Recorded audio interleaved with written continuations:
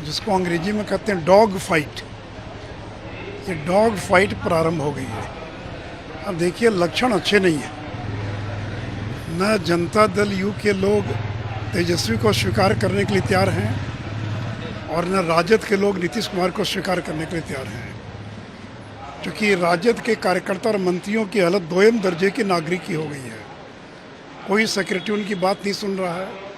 चुन चुन कर जो कड़क और जो ठीक कर देने वाले लोग हैं, वैसे लोगों को राजद के विभागों का मंत्री बनाया गया है। जब राजद के कार्यकर्ता जाते हैं ब्लॉक में थाने पर, तो राजद की कोई सुनता नहीं है, क्योंकि उनको मालूम है कि मुख्यमंत्री तो नीतीश कुमार हैं और ट्रांसफ़र पोस्टिंग का अधिकार उन्हीं को है। इसलिए भारी असंतोष है, भारी निराशा है।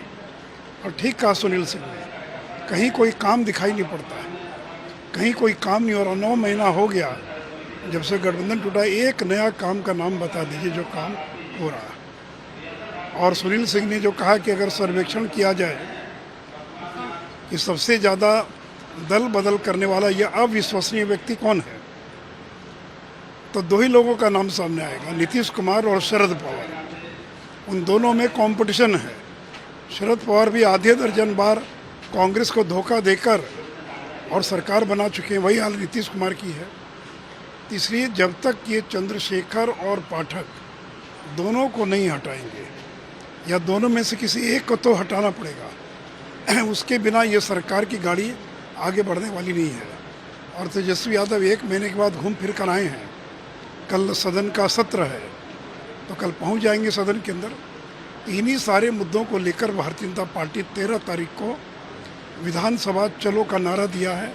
हमारे कार्यकर्ता समर्थक गांधी मैदान से चलेंगे और विधानसभा तक मार्च करेंगे, और मिलकर हम विधानसभा के भीतर बाहर हम बिहार में जो शैक्षणिक अराजकता है, जो लॉ एंड ऑर्डर की बिगड़ती हुई स्थिति है, जो शिक्षक अभ्यर्थियों की जो मांग है, जो 10 लाख रोजगार से जुड़ा जो मामला है, इन सभी मामलों को हम उठाने का काम करेंगे। एनडीए का कहा जा रहा था कि कुनबा बिखर गया है, लेकिन अब एनडीए के कुनबा एकत्रित होने लगे हैं। चिराग पासवान से नित्यानंद राय आज मिले हैं। चिराग पासवान काफ़ी खुश नज़र आ रहे थे, नाराज चल रहे थे पहले, लेकिन अब ये एक जो आरोप लग रहा था कि एनडीए टूटता जा रहा है, कम उसमें पार्टियां कम होती है, अब तो वो तो हाँ, अब तो महागठबंधन टूट रहा है। अरविंद केजरीवाल आए और मीटिंग का बहिष्कार करके चले गए। जीतन राम मांझी छोड़ के चले गए, उपेंद्र कुशवाहा छोड़ के चले गए, आरसीपी सिंह छोड़ के चले गए। तो बिहार का महागठबंधन या विपक्षी एकता, उसमें तो पहले ही दिन से दरार पड़ गई। और बीजेपी का समर्थन करने वाले दलों की संख्या बढ़ना शुरू हो गई है, और आगे आने वाले दिनों में इस संख्या में और इजाफा होगा। और हम 2-2 हाथ करने के लिए हम तैयार हैं। लेकिन देखिए, ये राजद जदयू के लोग, इनको अब ईवीएम पर भरोसा नहीं है, इनको बैलेट पेपर पर भरोसा है। अब बंगाल का चुनाव आपने देख लिया, 50 से ज़्यादा लोग मारे जा चुके हैं। जब पंचायत चुनाव में इतनी हिंसा है, हजारों लोगों को नामांकन नहीं करने दिया गया, और केवल बीजेपी के लोगों को नहीं, जो सीपीएम और कांग्रेस, जो तृणमूल कांग्रेस के साथ पटना की बैठक में शामिल थे, उनके भी कार्यकर्ताओं की हत्या की जा रही है।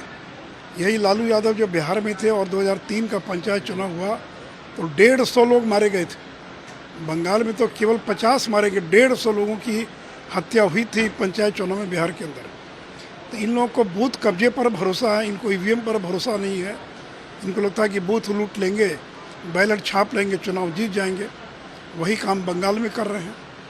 तो इसलिए इनको लोकतंत्र पर भरोसा नहीं है। हम पर आरोप लगाते हैं कि लोकतंत्र पर भरोसा नहीं है, और एक बारी खड़गे साहब या राहुल गांधी ने बंगाल की हिंसा पर एक शब्द नहीं कहा। इसलिए बंगाल में जो हिंसा हो रही है वो आंख खोलकर देखने वाली हिंसा है। और इस सभी लोकतंत्र में भरोसा करने वाले लोगों के लिए एक संदेश है कि अगर इन लोगों की गलती से सरकार बन गई तो लोकतंत्र का क्या हाल होगा।